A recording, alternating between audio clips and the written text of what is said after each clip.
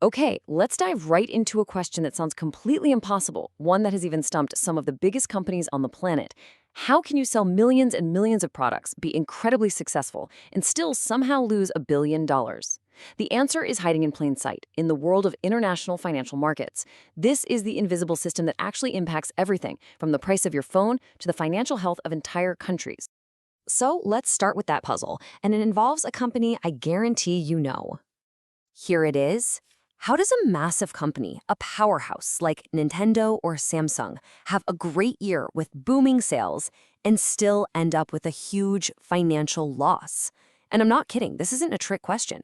It's a very real and very expensive problem they've actually had to face. Just look at that number, over 90 billion yen.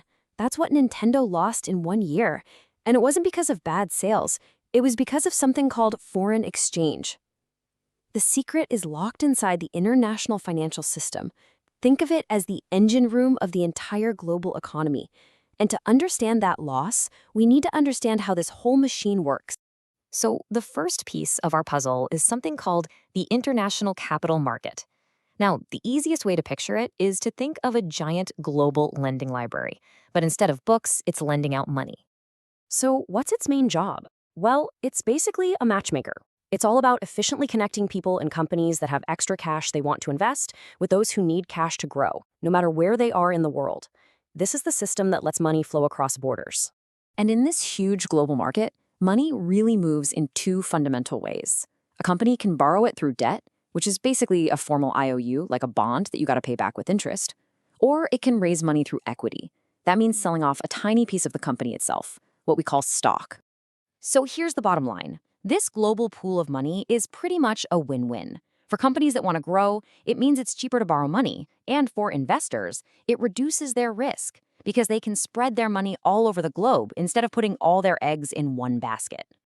But wait, for all this money to actually move between countries, it has to be able to change its form, right? And that brings us to the second massive part of the system, the foreign exchange market. So if the capital market is the planet's lending library, this thing is the world's biggest nonstop 24/7 currency exchange booth. I mean, the scale of this market is it's almost impossible to wrap your head around. We're talking about $4 trillion traded every single day. That's more than the entire yearly economic output of most countries on Earth. And the crazy part is it's not a physical place like the New York Stock Exchange. It's this huge, sprawling electronic network that connects banks and traders all over the world around the clock. That's what makes it possible for currencies to be bought and sold constantly, which is what sets the exchange rates we see every day. This slide breaks it down perfectly. You've got a company in Malaysia selling computers to someone in France.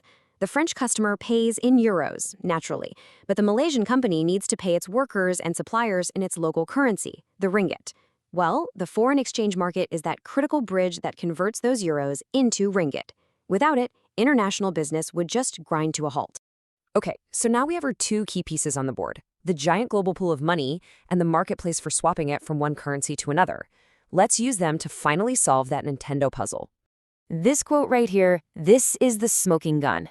See, Nintendo made a ton of money selling its products in places like the US and Europe, so they were paid in dollars and euros. But, and this is the key, when it was time to bring that money home and convert it back into their own currency, the Japanese yen had gotten stronger.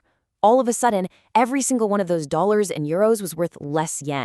This right here is the exact nightmare that cost Nintendo almost $1 billion. It's called exchange rate risk, and it is the single biggest headache for every company that does business across borders.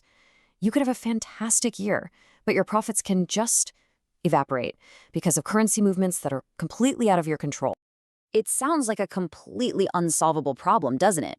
I mean, how can you possibly plan your business when the actual value of the money you earn could change dramatically from one day to the next? Well, funny enough, the same market that creates all this risk also provides the solution. It's a strategy called currency hedging.